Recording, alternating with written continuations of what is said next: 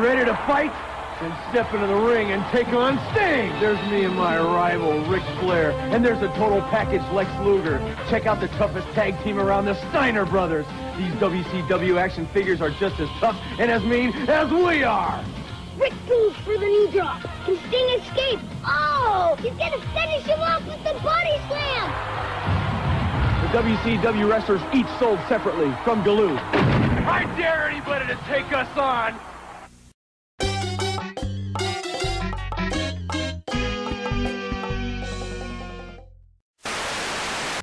Hey listeners, time for another edition of the Dark Match, this one on TNA's pay-per-view Slammiversary. I am Christopher Says, the Mastodon of Monotone. I'm the Revolver Man. I'm DigiFox. And I am No Leaf Clover. And this is what is Ultimate Warrior battling about now. You see, I couldn't do this in one tweet. So, because it doesn't make sense in one tweet. So I'm just going to do it all at once and see if it makes sense then. Hold on, I have to spit out this peppermint. Okay, here we go. This thing going on between Terry and I is about something bigger than each of us. It is about you and the worth of your life. People can do better things with their life potential than others, but no one has potential than others to start with. All of us are born with the potential to do great things and live great lives. When one does, the right thing to do is influence, inspire, and empower other humans that have the potential inside themselves too. Terry doesn't do this. First, he takes credit for everything.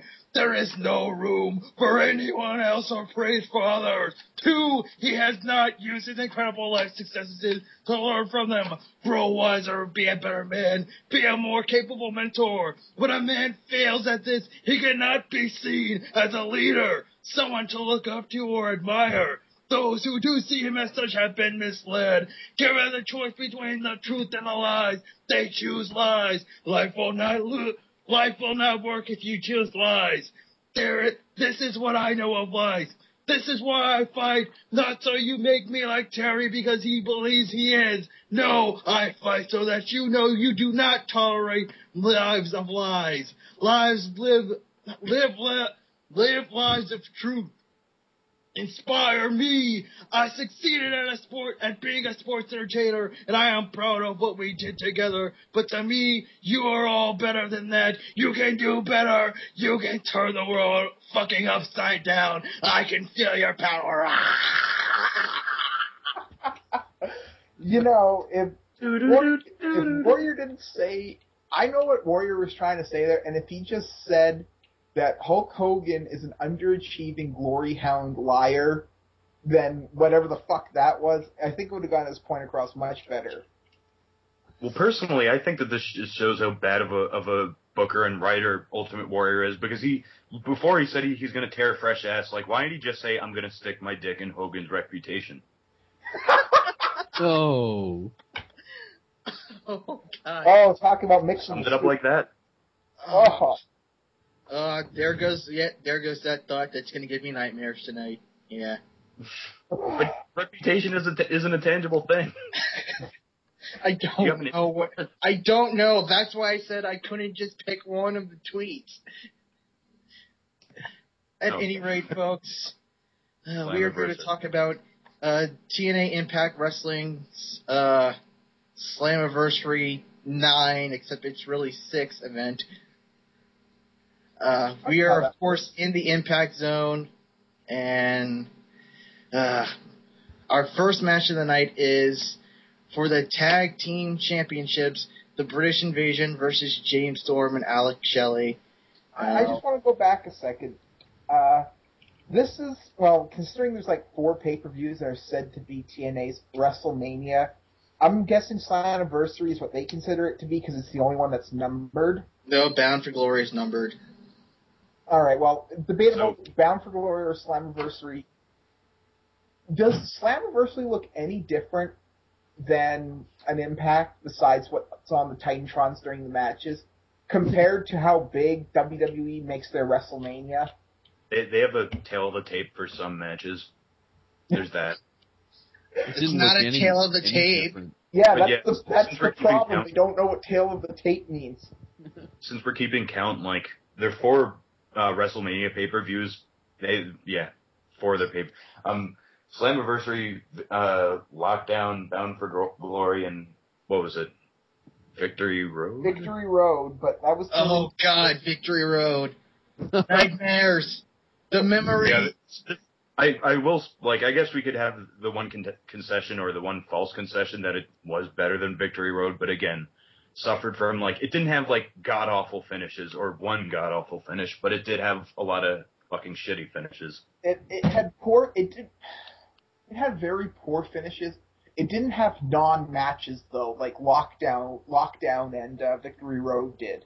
Yeah, we'll definitely touch upon them, though. Like, the first match being it's a tag title match involving, like, one half of Motor City Machine Guns and Beer Money was understandably the best one of the night. Yeah.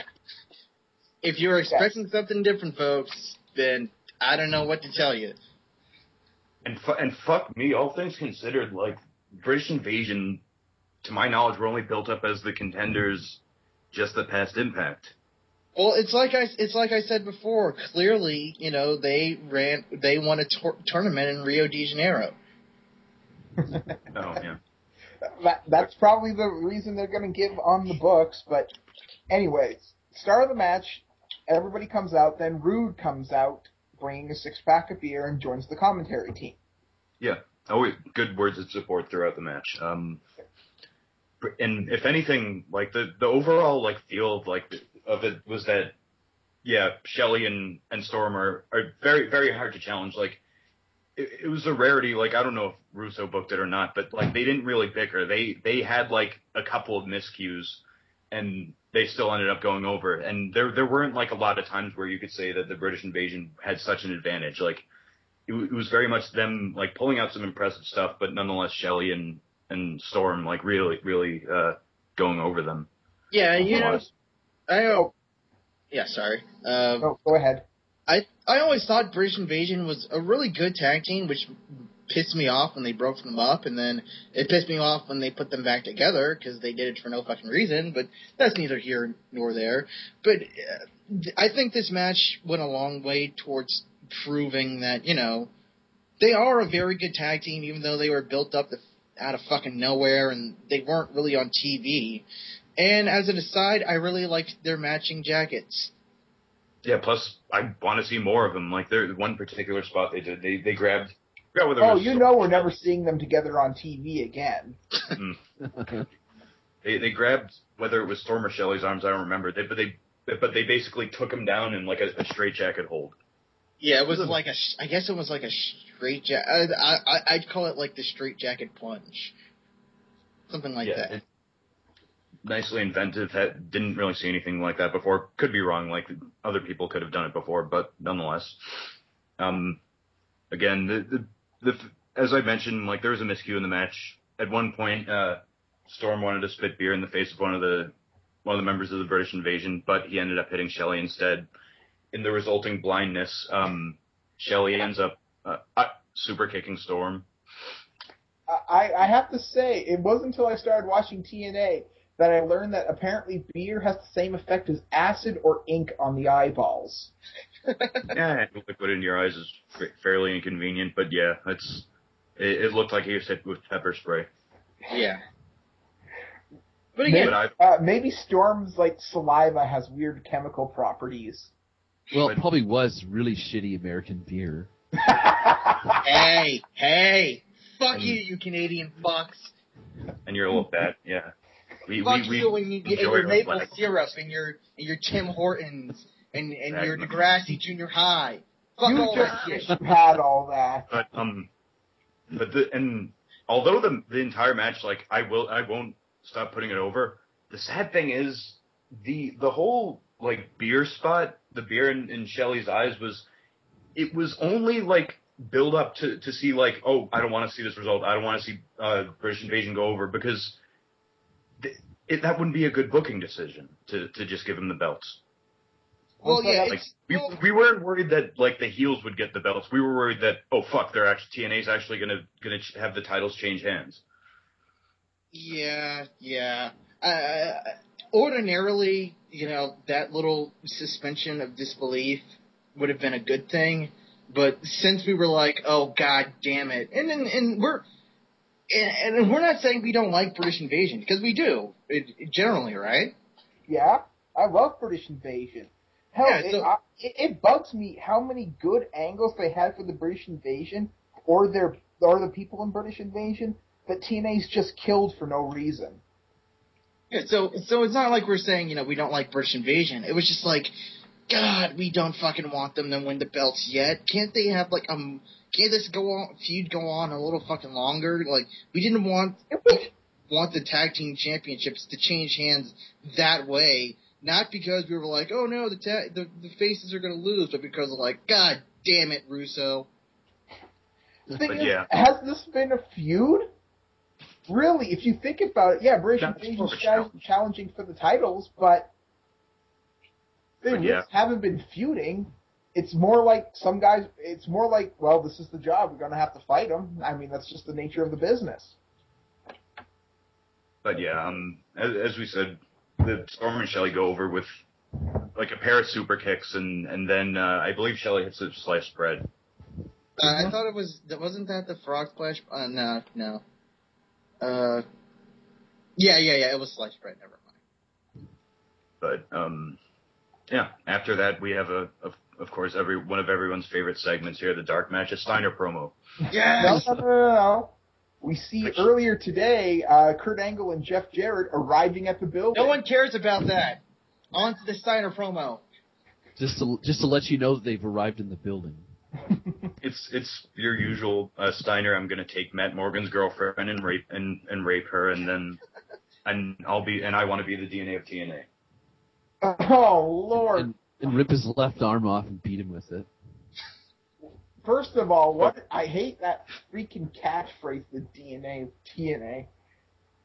But the way Steiner said it, it had bad connotations. Connotations, sorry. Yeah. And as we go to their match, which Scott Steiner versus Matt Morgan. This match was not coming off the fucking the first match of the night. God damn. Talented tag team versus talented wrestlers that gel really well.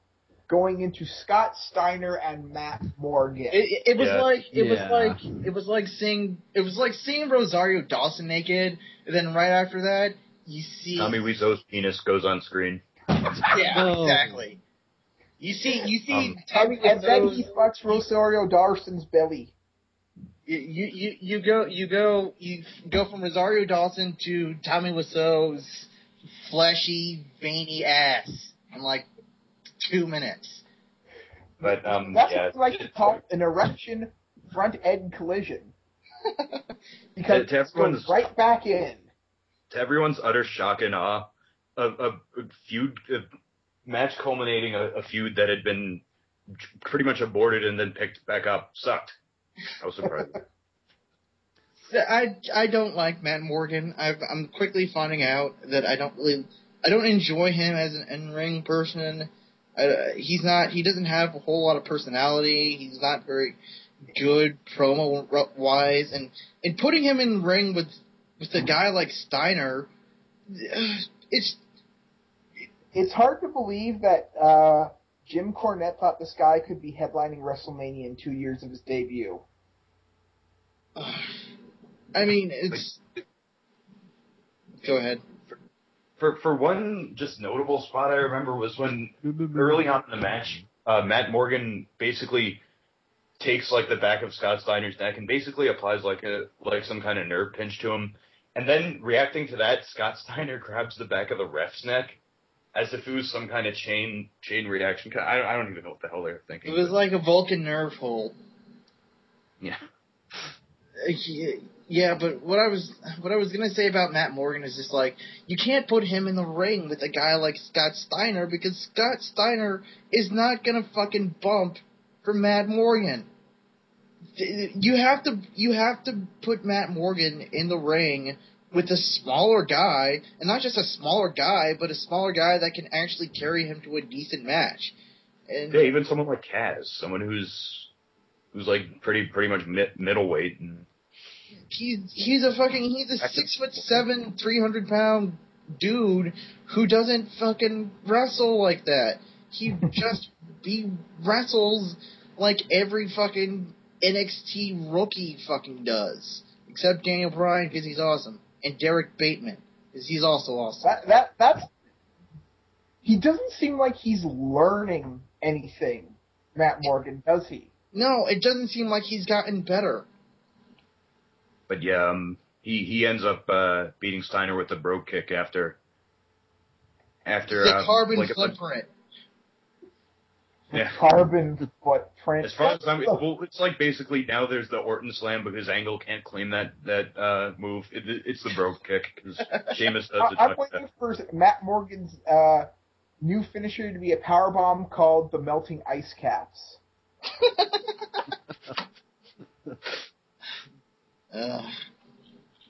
At any rate, it was a nothing match, and not only was it a nothing match, it was a nothing match that lasted like forever, or at least it seemed like it did. I mean, 10 minutes, but It's which like the kind of thing you'd pray for, like either on Impact or on like Raw, not SmackDown, but like, and even at 10 minutes, yeah, it dragged. It dragged was really plodding. But we move from there to Jeremy Borash backstage with Jeff Jarrett. And Jeff Jarrett is in full-on rage mode. I don't know why. He's just shouting right off the bat. But he's going to go on Impact and have Kurt Angle's medals, and he's going to dedicate the entire thing to Karen Jarrett, who's at home. Who's at the Orlando studios. I mean, at home. Also, You can tell. should we tell our dear listeners the real reason why she's off TV? Why? It's so pathetic, anyways. Oh, come on. We don't have to talk about her breast implants, but we could just say that Karen Angle got breast implants. Why, Karen, I don't find you particularly attractive, but you were just fine in the chest region. Why? Let's move on. I personally believe it must be a Russo law in the back that every chick in TNA needs to have breast implants, because I'm trying to think of one that doesn't. Winter doesn't.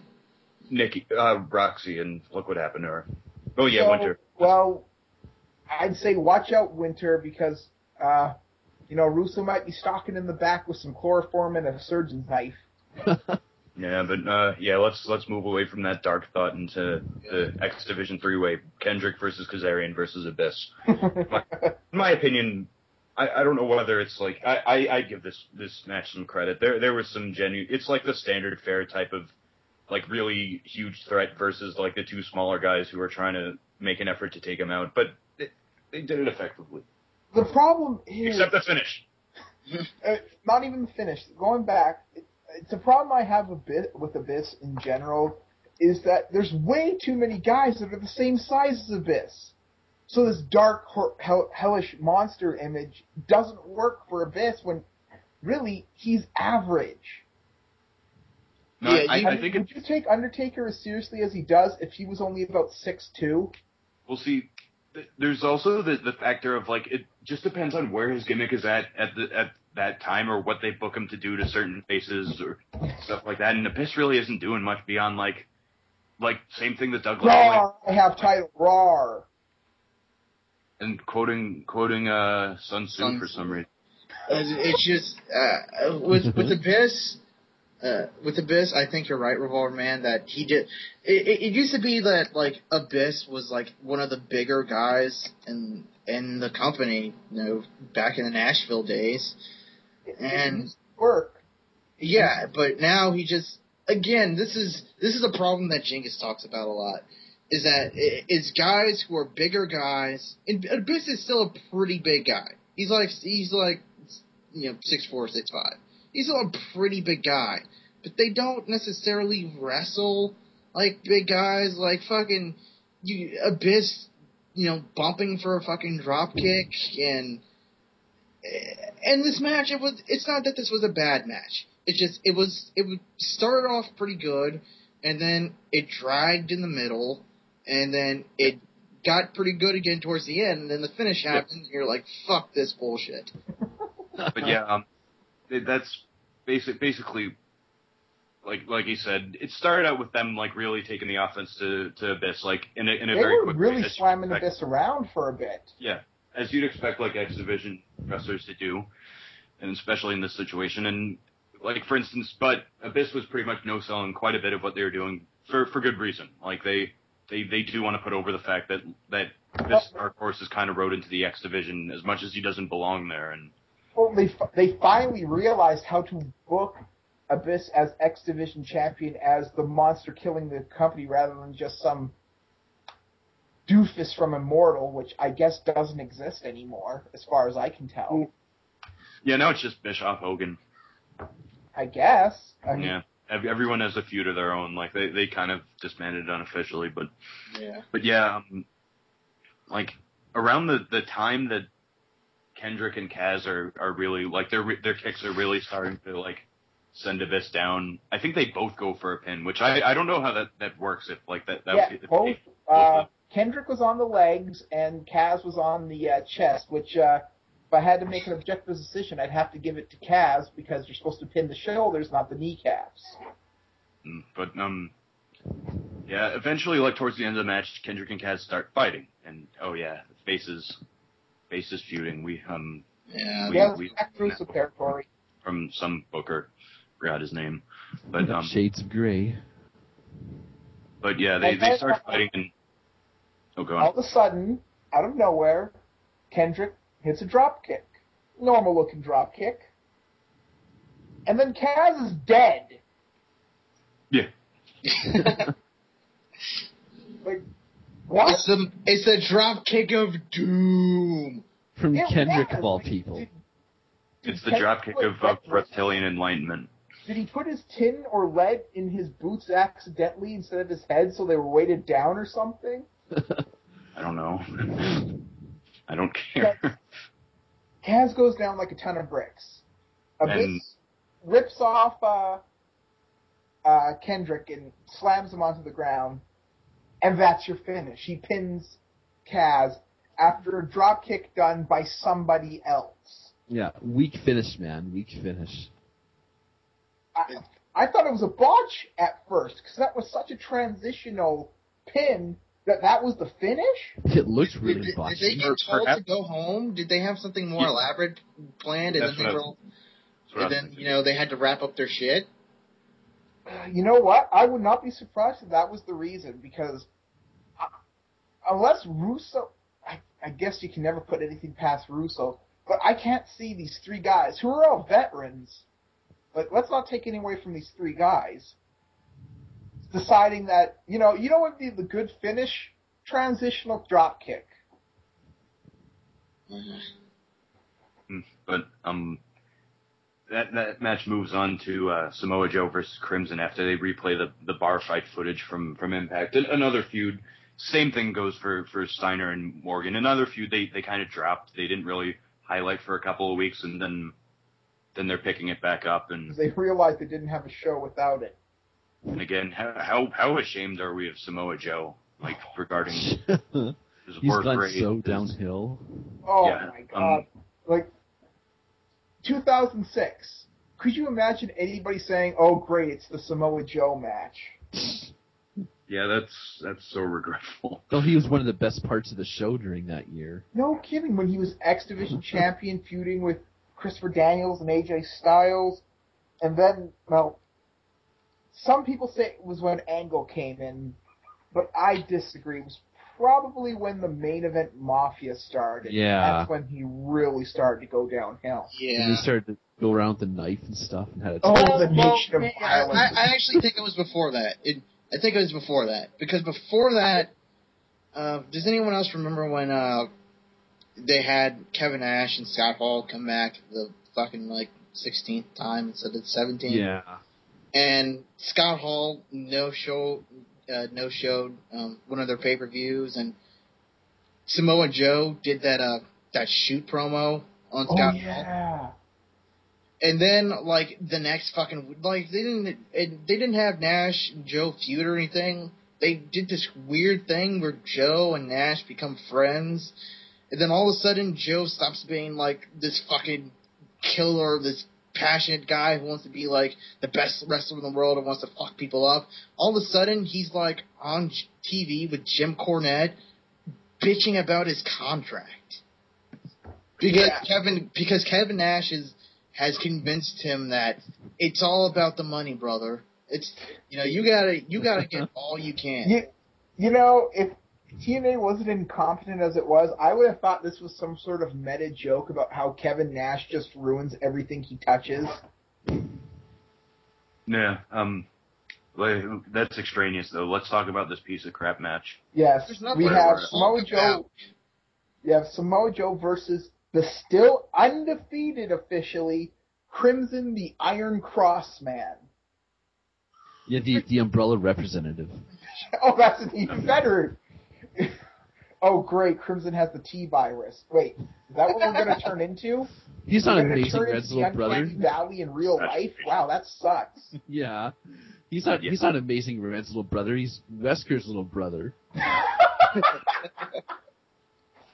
Wait, isn't the guy's name Alex? There's a side scenario in Resident Evil 5 that hinted at an Alex Wesker, but again, fucking most of the match was Joe trying to work on Crimson's leg, like quite a lot in the beginning, and Crimson had like quite a bit of like high impact offense. Like he did a exploder suplex, he did a double arm DDT, did like a few clotheslines, and I mean, it wasn't. Again, like the rest of the match, wasn't much of a finish. Joe goes for the muscle buster, but Crimson counters, and he hits him with basically a sit-out powerbomb. Well, even worse than that, before the sit-down powerbomb, Joe was choking the crap out of him. And then he breaks it, hits the sit-down powerbomb, and Joe's the one who goes down for the 3.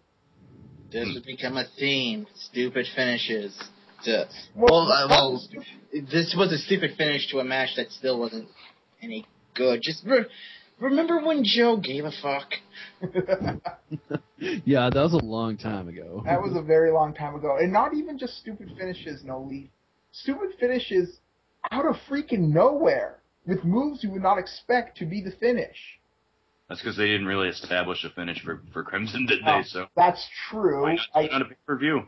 I guess the sit-down powerbomb is his finisher. They called it something. I don't remember what, though. Well, before that, he was doing that Northern Lights, that tabletop facebuster thing he was doing, and no one liked it because it looked really odd and clunky, and it was impressive in some ways, and like, how the fuck would you go through that much effort in others?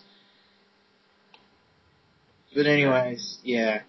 This match was a testament to the fact that Joe has fallen from some pretty steep heights, and not only has he fallen, I don't think he ever wants to get back up there. I don't think Joe cares anymore. I could be wrong, but I don't care. Well, let's hope we'll see the Monster Joe again someday soon. Let's hope. After the match, they shake hands, but Joe does that thing where like he kind of yanks him in closer and says something that we don't know. We move on to a Jeremy Borash backstage segment with Angelina Love and Winter. And, well, I don't even want to go into, but basically, in front of JB, Winter says, "Take your medicine, Angelina," and she's like, "I don't need that medicine. It may have taken me a long time, but I know now that we're on the same page." Winter's happy with that. They go out. So okay, Russo, let me explain something to you. When you drug somebody, you don't eventually reach a point where you don't have to drug the person anymore. That's not how chemistry works. Anyway, she's been drugging Angelina Love for months against her will. And then Angelina's just like, okay. You know what? This has been fun. Like, yeah. What the fuck? I mean, fuck the idea of like a chemical, physical, or psychological dependency. No, she's not going to take those. Yeah. I mean, once again, the serious, absolutely serious women issues that Russo has is just mind-boggling, isn't it? And like the match itself was, despite being a Mickie James match, was hampered by the fact that it was also a fucking Angelina Love match. Basically, I mean, it's what you would expect with Mickie James trying to carry Angelina Love, honestly, with healthy amounts of winter interference. Interference, I might add, that the ref was staring at. Yeah, like parts for Winter would put Angelina's leg during a pin on the ropes, right in Earl Hebner. I mean, talk about not trying anymore. Earl Hebner is not trying anymore. Yeah, despite Angelina trying to make it seem like she's working Mickey's arm, I guess so she can't do a front face lock for a DDT. Who the hell knows? But despite that, not effective at all. And what was even worse about the finish, and even worse about like the implications about the drug angle. Well, basically the finish was Mickie does her DDT, but it's horribly fucking botched. Yeah. Such that Mickie James looked quite aggravated after the pin. Yes. Yeah, as I said Angelina last night just- in the chat, it looked like Mickie was going, God damn it, can they give me someone in this fucking company to work with besides Tara? And shockingly, Miss Tessmacher. Yes. Who would have thought that Lacey Von Erich was a horrible wrestler, but a talented teacher? Maybe it's like the reverse thing. Like, don't do what Lacey does. But yeah, like, the botch was, she went for the DDT, and rather than, like, doing the hop and going into the position, Angelina just crumples into a ball. She doesn't lift Mickie, basically. Like, it's kind of obvious that it was Angelina's fault. Because when Mickie does that move, she jumps up, but the person has to kind of lift her up and carry her a bit so Mickie can get around and slam him back down. Mm-hmm. And Angelina ain't doing none of that. Yeah, but to talk about the implications of the finish, like, if we're supposed to believe that Angelina's kind of sort of technically the face because she's being drugged against her will, and she does this horribly when, like, basically batting away Winter's drugs, are we supposed to get the idea that Winter's stranglehold over her is what made her so no-selly and completely dominant as she was booked on Impact? I don't even think that Angelina's supposed to be the face. I just think they don't know what the fuck they think. I think next week could be completely fucking different. But if Mickie James was like thinking to herself, do they have anything for me? Well, after the match, Winter attacks her, and if that sets up a direct feud between them two, I will not complain. Yeah. Katie Lee's good. But we have to go from there to another dreadful Bully Ray. Again, the guy's like savvy. He's like comfortable and savvy, but like this fucking content is awful. Like Jeremy Borash says like you have a match tonight with AJ Styles, and Bully Ray's basically like, what kind of match is it? JB, last man standing. What kind of match? Say it again. Last man standing. What kind of match? Last man standing. Like that. Yeah. Man. Emphasis on man, because I'm a man and he's a boy. I am a man! Punch. He likes to play with little boys. As we've pointed out many times, what is with TNA's utter insistence that they portray AJ Styles as this like 17-year-old rookie out of a wrestling school? Yeah, when he's like over to the age of 30 or whatever. He's like 33, I think. Kid, you don't know what you're doing. He's like older than me. I'm older than you. I mean, the angle is that like that's really Bully Ray's delusion, but yeah, you're right. It doesn't help AJ at all that he's in this feud. I can't say it's Bully Ray's delusion because Matt Hardy did the exact same angle with him before Bully Ray did. Yeah, this is not just a Bully Ray thing. It's been every fucking person that's feuded with AJ while AJ has been a face. It's like, you just don't know, kid. You just don't know. He's been wrestling for like, what, 10, 15 years? Look, he was in a WCW right before they went down, so he had plenty of claims to like at least be involved in it. Maybe if someone tells Vince Russo he's a WCW veteran, he'll get the belt again. But yeah, and as far as the match goes, like, I think it would be a lot better if not for, number one, the bullshit of this angle. Number two, after Bully Ray emphasizes so much about it being last man standing, they really don't do much about telling the ref to count. They don't have a lot of those spots where they're down and there's a lot of suspense. They only had that about like twice. And there was not much hardcore until about the end of it. I mean, although I will give Bully Ray the fact that he gigged like a motherfucker during that match. Yeah, it was like 10 on the nudist scale. Something like that. He was, like, AJ Styles was covered in blood, and he was not bleeding. Yeah, I didn't like the match regardless. I thought the booking of it was fucking clumsy because 99% of the match is AJ beating the piss out of Bully Ray. And you know what? If you don't like Bully Ray, then you're like, what's the problem with that? But the problem with that, and it's fucking perfectly illustrated by the finish to this bullshit. Oh yeah, that, like, well, actually, where they have AJ beat the fuck out of Bully Ray the entire match, and the whole time I'm watching, I'm going, yeah, this means Bully Ray's gonna win. Because he hits a Titantron spot. Basically. Well, beyond that, like, this match should have been booked the other way around. And I probably would have bitched then, but this match should have been booked the other way around. Where it's AJ Styles getting the piss beat out of him by Bully, but AJ Styles just keeps getting up. Because that would prove exactly what Bubba was saying was wrong. That AJ was a man. That he could take Bully Ray's best fucking shot and just keep coming back and keep fucking fighting. Instead, they did the opposite, and it just fucking pissed me off. I don't know if they kind of transmitted this the wrong way, but, like, I thought that they were trying to do something similar to the Kazarian and Kendrick versus the Best, that, like, AJ was doing his, like, flying forearms, his springboards, his this and his that, and Bully Ray was just pretty much responding by like, no selling and just, like, taking him out with like, top rope power bombs and, like, the more high-impact stuff.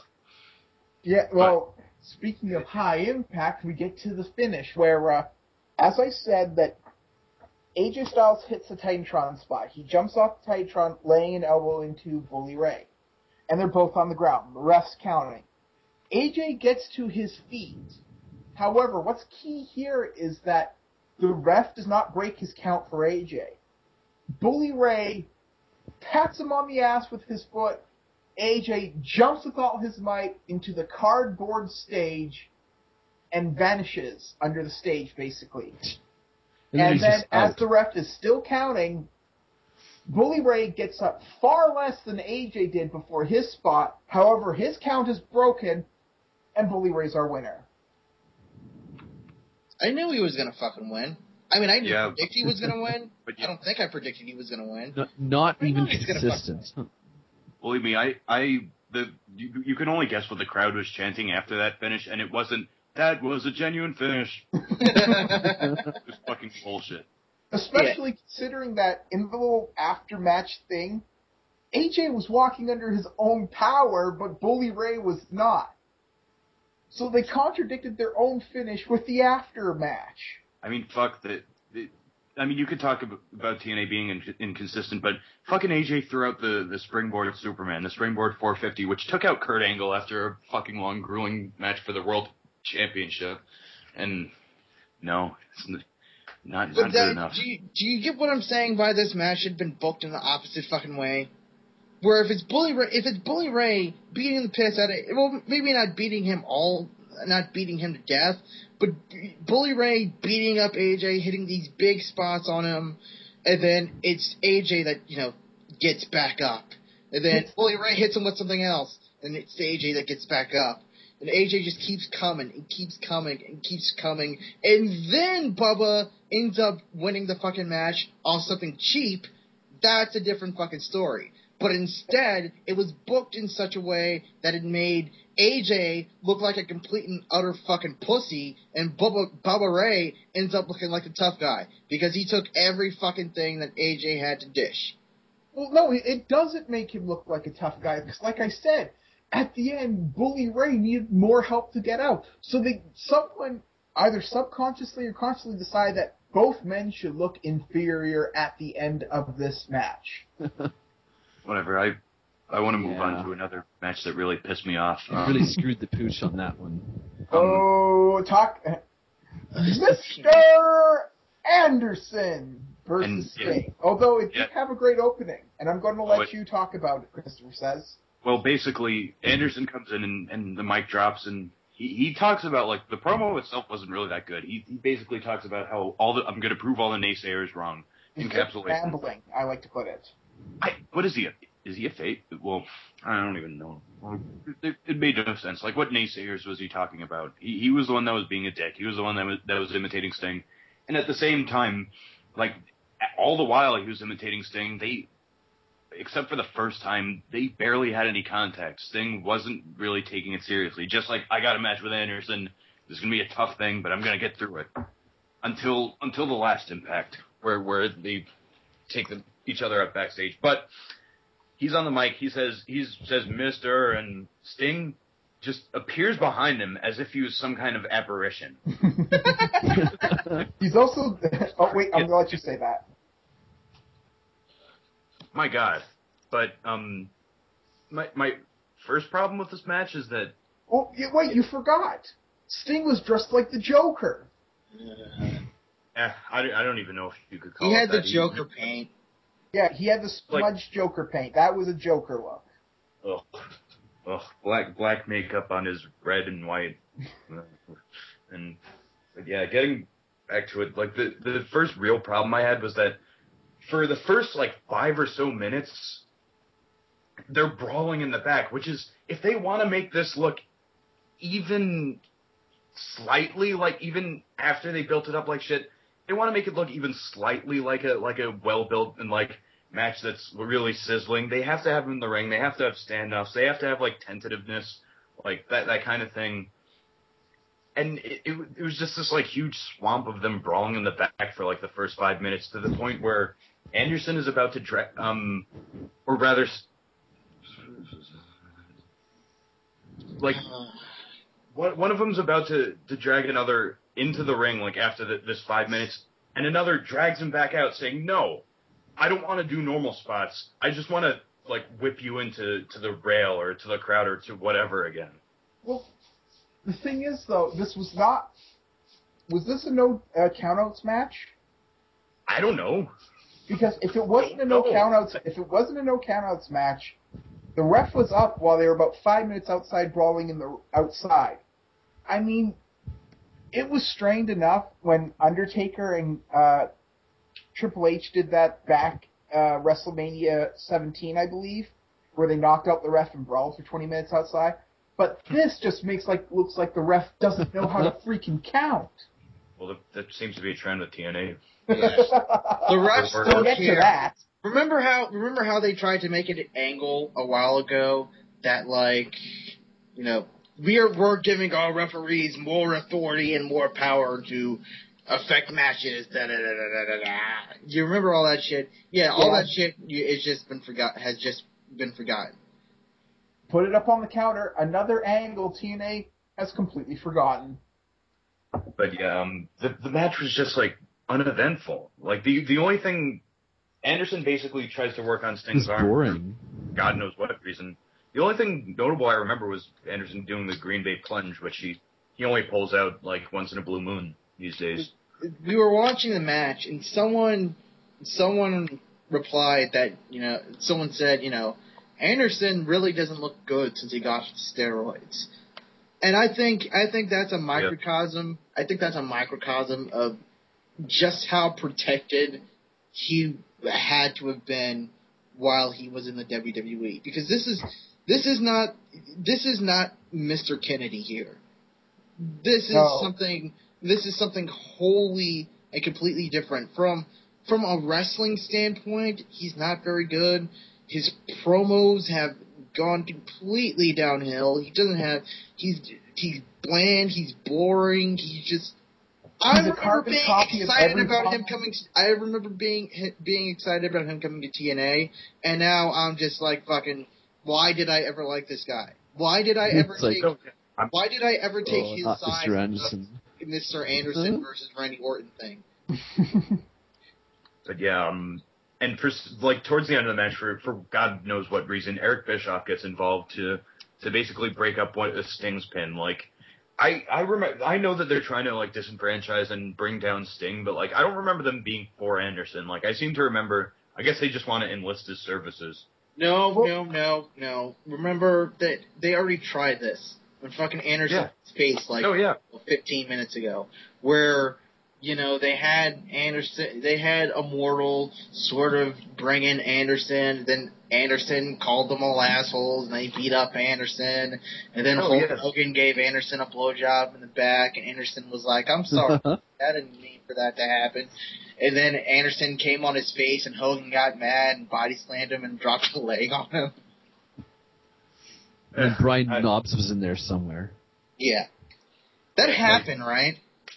Mm-hmm. That and I'm aware of that. It's just that oh fuck, I don't even. I'm there. Sorry, I had to amuse myself because God knows this match is amusing. Yeah, Anderson wins with a low blow and a mic check, which a low blow, I might add, right in front of the ref. Yep, and apparently that's not a DQ. No, I guess not. Or was this a no DQ match? Because if it was, they didn't say so. Yeah. And if it was a no DQ match, why didn't Bischoff just freaking kill Sting with a chair? Because fucking just does not fucking react to this finish at all. They don't react to the fact that Anderson's your new champion. No, not even the Impact Zone. The Impact Zone that used to be the only place Anderson was over does not give a fuck anymore. They don't give a fuck about much of anything anymore, I'm starting to Do you blame them? Can you blame them? This is why every Impact has to have piped in cheers now. Piped in cheers, piped in boos. All the fucking time. I mean, the most excited I could truly get recently was a mean-spirited jab at Chris Harris. Oh. Yeah, You mean Wild's Fat Chris Harris? He got mentioned on the show? Yeah, basically hyping the match, which they consider even bigger than their world title. Karen Jarrett has a promo and saying like, I blame Kurt Angle for my fall, and I'm gonna wear his medals once Jeff wins. Angle versus Jarrett, another match which I will actually defend.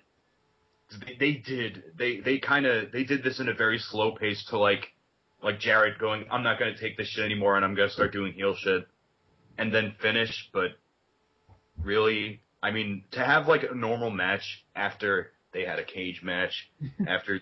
Did they have a ladder match, or am I? Yeah, they had a ladder match. They also had... Name a match, they've had it.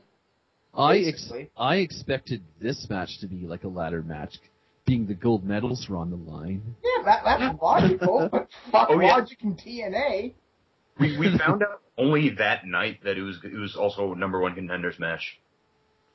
Because Matt Morgan's not a good contender, Crimson, they're definitely not going to push all there. AJ, apparently they don't want. Fuck that. Joe's too fat. He's been eating put donuts in the back. So yeah. Also, it should be known this is in fact the last match of the night. Fucking Jarrett Angle got put over the World Heavyweight title belt. Not the title match. But again, like I thought this was a better worked match, so maybe they were predicting the future. Again, Angle basically throughout the beginning was trying to do like sort of ground mat wrestling and like as his forte is, and Jarrett was trying to like take it outside and sort of be a bit more like Southern hardcore brawly, that kind of thing. You mean like a heel holy shit, he's finally acting like a heel. It's just, I guess the match by this point, I was so burnt out from the rest of the night that I probably didn't give the match its fair due. I'll admit that.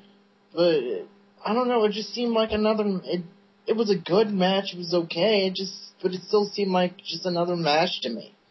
I don't know. It certainly didn't, I mean, the main event, the fucking world title match sucked, but this didn't feel like it was so great and important that it deserved to be put over that. I mean, I agree with you. Like, and I'm only defending it in retrospect because, like, again, I was completely burned out. It's just that, like, looking it over again, I could. It definitely they worked their asses off, but at the time it's just like I didn't want to see it because I didn't care about the feud, which they'd already tried to shut their doors on in a number of other pay-per-views, and again, the rest of the night just sucked. Yeah.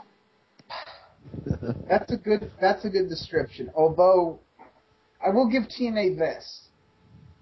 They finally put Angle over. Yes. It's done. Oh, dear God in heaven, that finally over. Thank fuck. God damn it, this Angle needs to end like 5 months ago. Like, when I heard... Hello? Yeah. Oh, okay, I thought we lost it for a second. When I heard it was for the number one contendership, I'm like, fuck. Jarrett's going over, getting the title, getting the gold medals, and we're reforming Planet Jarrett. Oh, no. But I will give TNA this. They proved me wrong on that front. Yeah, that didn't happen, thank fucking God. And for Slammiversary, where is the King of the Mountain match? The thing that's supposed to be exclusive. You'd think if you want to have the face, i.e. Angle, go over, which they did, it would be beating Jeff Jarrett at his own game. A match King of the Mountain, Yeah. Why didn't they do that? Because that's a very fucking good question, Digi. Hogan doesn't like King of the Mountain. It is a stupid match type, but it would have sort of made sense. It's fucking horrible. But... Look, hey, don't call as our co-host Duos Angel has said, because that would be a good idea. No, we can't have that. Yeah, good ideas are verboten in TNA. I don't like the idea of the match. Like, I haven't seen any of their past King of the Mountains, but like just from the sound of it, it seems like they're over contrived. Like they're extremely like. Well, what other wrestling? Do you know the rules? Do you remember the rules? Isn't it you have to get the belt to the top? It's a reverse ladder match where you have where you have to be pinned to be eligible to hang the title, and every time you get pinned, you have to sit in a penalty box. You have to pin, not be pinned. Right, you have to pin someone to be eligible to hang the title belt. It's a stupid match. Like, I don't like the idea of the match, but again, it would have made fucking sense. It's a great example of on WrestleCrap when they talked about it once is that Tenay said the rules are very simple, and then there were literally 3 graphic pages of rules on King of the Mountain match. Yeah, that was Slammiversary 3. Thinking of King of the Mountain is reminding me of something. Upcoming is Base Brawl, the baseball wrestling crossover TNA likes to have, and allegedly there's going to be a motocross wrestling crossover being planned. And I don't want to get something. What is it with TNA and sports crossovers? NASCAR Pro Wrestling. Get Hardcore Holly in there. They're gonna build a giant fucking pavement ring with tires for ropes. And Jeff Gordon and Danica Patrick or whoever they're just gonna have it out. Digifox, you and me are now at a disconnect for you wanting to desecrate the name of Thurman Spark Plug. Oh, yeah, that was Slammiversary, everyone. Final thoughts, Revolver Man. You know what? Once again, the TNA curve. It was a C+ show for me. Gigi. It started off with promise. I liked the opening match. Once again, beer money, the best part of the show, and in this case, it was only half of beer money. Still, but too many matches with big guy versus big guy really dragged it down, and the ending was just boring. I was like falling asleep. Yeah, Christopher says, what was your thoughts on it? I mostly agree with that. They had only one good match, and the rest of them that had potential were only good to me in retrospect, because I could kind of see what they were going for, rather than like last night where I was watching it with kind of a disillusioned eye. But that's because we were all freaking exhausted from this crap. I've had faith now. Yeah, and as for me, I wouldn't even give it again, like everyone said, it started off good, and then it went downhill quickly, and I guess all the it continues this tradition of all the undercard matches being sort of okay and not horrible, and then all the fucking upper card main event matches sucking balls, big sweaty hairy balls. Big, disgusting viscera balls. Oh. Yeah. Doing this thing where he's smoking it. Once again, it comes down to how freaking old, broken down, and washed up their main event is. Sting, Angle, Jarrett, Anderson. That's their main event, people. That's their main event. Yeah, where's AJ Styles? Where's Kaz? Where's Fortune? Joe? Fuck those boys. Fuck those boys who are freaking 40s. Well, at any rate, because we want to watch a 3-hour episode of Raw, we need a fucking palate cleanser. So on that note, it's time for everyone's favorite game. It's time for everyone's favorite game. What got more screen time than Jay Lethal?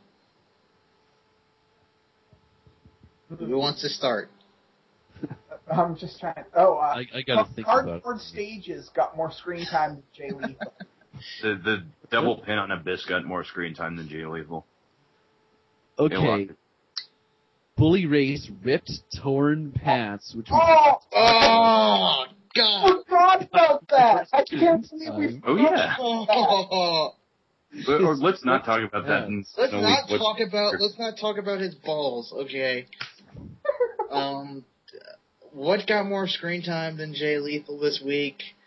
What got more screen time than Jay Lethal? Apparently, Wild Fat Chris Harris got more screen time than Jay Lethal. Angelina Love's weird, underfed, nasty tattoos, HGH riddled body got more screen time than Jay Lethal. She is on something. I think she's on steroids. She's on zombie juice. But on that bombshell, ladies and gentlemen, we must end. This has been some Raw. This has been. Ah, man, Austin's talking his, and I'm missing it. This has been the Dark Match for Impact Wrestling Slammiversary. I'm No Leaf Clover. I'm the Revolver Man. I'm Digifox. Chris. And Christopher Says is dead. Chris. Did he just fall asleep? God damn it. Okay, one of us will have to do him. And I'm Christopher Says. He's the mastodon of no tone at all. Christopher Says. Yeah. You guys didn't hear me? I was talking before, and my mic's not even muted. It's white. No, we didn't hear you. Yeah, you were. We didn't hear you at all. All of us can attest to that. Botch! This has been the Dark Match. Good night and good luck, everybody. Well, let's get out of here. Yeah. I got